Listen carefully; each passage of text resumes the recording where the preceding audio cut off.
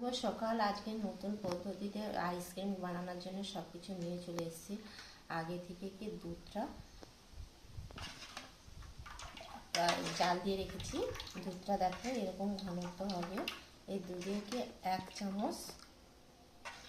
চা চামচের 1 চামচ কি কর্নফ্লাওয়ার দিচ্ছি। আর তার সঙ্গে নিয়ে চলে এসেছি কাজু বাদাম গুঁড়ো করে নিয়েছি। কাজু বাদামটা দিয়ে দেবো।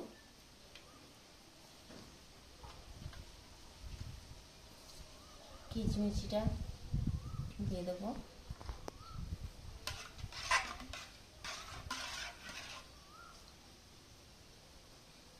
আর তরমুজটাকে আমাদের মিক্সচার মেশিনটা খারাপ হয়ে গেছে, ওর জন্য এটা করে পেস্ট করে নিয়েছি। তরমুজটাকে কাজু কিচমিচ দিয়ে দিচ্ছি।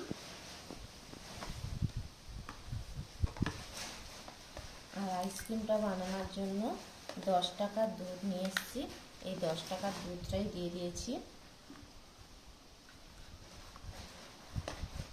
আর যখন জাল দিই তখন একটু এলাচ গুঁড়া দিয়ে দিয়েছি।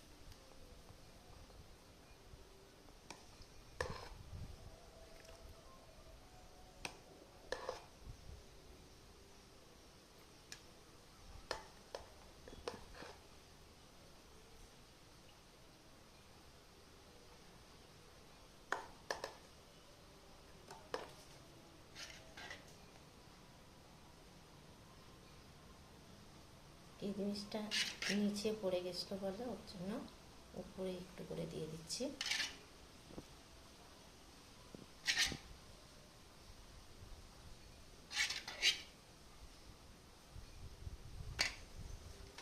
এবার চাপা এঁটে দিচ্ছি।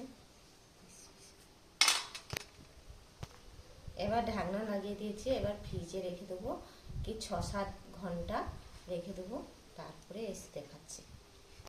5-6 ঘন্টা পরে চলে এসেছি। দেখো এবারে খুলবো, এগুলো আইসক্রিমগুলো বার করব।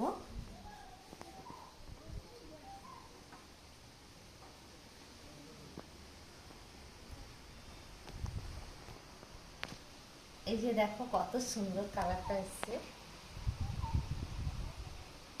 এবার খেয়ে দেখে বলবে কেমন হয়েছে।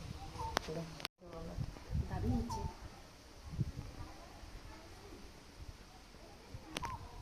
আমার লাড্ডুও খেয়ে দেখলো, দারুণ হয়েছে বললো। তোমরাও বাড়িতে এভাবে বানিয়ে খেয়ে বলবে কমেন্টে কেমন লাগে। ভিডিওটা দেখে